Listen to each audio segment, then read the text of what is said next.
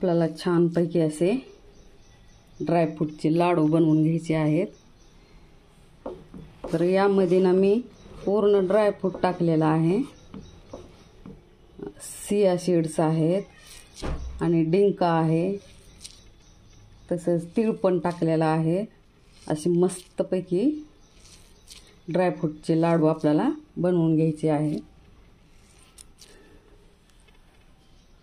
आणि यामध्ये ना पूर्ण भाजून घेतलेला आहे मी, आणि त्यामध्ये गूळ टाकलेला आहे। तर गूळ कसा केलेला आहे, असं तुपात भाजलेला आहे आणि नंतर गूळ म्हणजे गूळ असा थोडासा पातळ केलेला आहे कढईमध्ये आणि नंतर टाकलेला आहे।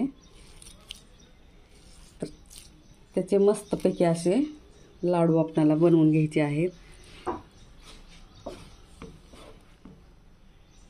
तर सुंदर असे लाडू तुम्ही पण असे घरी बनवू शकता, ड्रायफ्रूटचे लाडू। तर पूर्ण प्रति मी दाखवलेली नाही तुम्हाला, मेन कृतीच दाखवत आहे। तर छानपैकी असे लाडू बनवून घ्यायचे आहेत आपल्याला। तर यामध्ये आपण तीळ पण टाकलेला आहे, कारण तिळामुळं काय होतं, कॅल्शियम भेटतं तिळामुळं आपल्याला, आपल्या शरीराला, आपल्या शरीरासाठी जे आवश्यक घटक आहेत ना ते मिळतात, कॅल्शियम। तर मस्तपैकी असे तीळ पण टाकून घेतलेले आहेत। आणि तिळानंतर आपले हाडं मजबूत राहावे म्हणून डिंक पण खायचं आहे।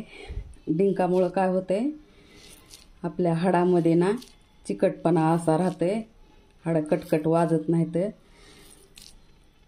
तर छानपैकी असे लाडू आपल्याला बनवून घ्यायचे आहेत। पूर्ण ड्रायफ्रूट काय केलेलं आहे मी, भाजून बारीक वाटून नंतर यामध्ये तूप टाकून देखील नंतर परतलेलं आहे। हे तूप टाकून परतून नंतर गूळ टाकलेला आहे।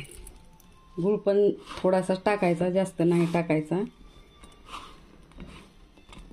तर यामध्ये बदाम, काजू, पिस्ता, चिया सीड, डिंक, तूप, म्हणजे जेवढे ड्रायफ्रूट आहेत तेवढे मी पूर्णपणे टाकलेले आहे यामध्ये।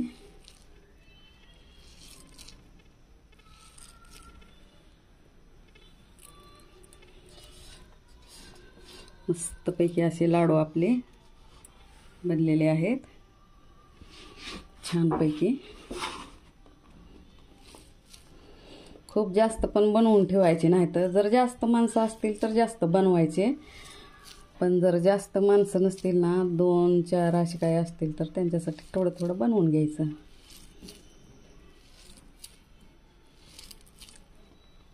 एका हातानंच मी लाडू बनवत आहे।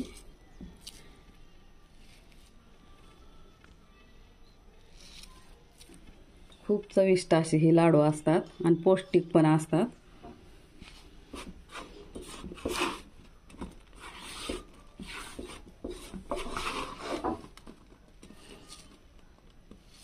आपल्या मुलांना, घरच्या माणसांना खाण्यासाठी मस्तपैकी असे बांधून ठेवायचे आहेत आपण।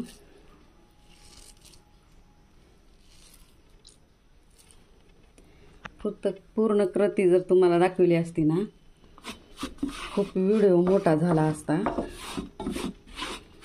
त्यासाठी मी काय केलेलं आहे,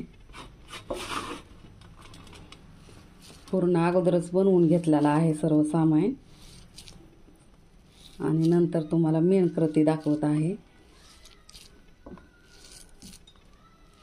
तूप टाकून परतल्यानंतर ना खूप छान असे खमंग लागतात लाडू तुपामुळे। आणि तुम्हाला असे लाडू जर बनवून खायचे नसेल तर शरीरासाठी आपल्या कॅल्शियमची गरज असते, किंवा आपल्या शरीरामध्ये चिकट हाडामध्ये राहावं त्याच्यासाठी हाडं कटकट वाजू नये त्यासाठी डिंक पण खायचा, असा खायचा किंवा पण तोंडात टाकायचा असा खायचा. आणि दुसरा प्रकार म्हणजे तुपात तळून पण घ्यायचा आणि असे लाडूमध्ये टाकायचा. खूप छान अशी रेसिपी आजची. कशी वाटली तुम्हाला, आवडली का? आणि जर आवडली असेल ना तर लाईक शेअर आणि कमेंट करा, सबस्क्राईब करा. धन्यवाद. Bye bye. Take care.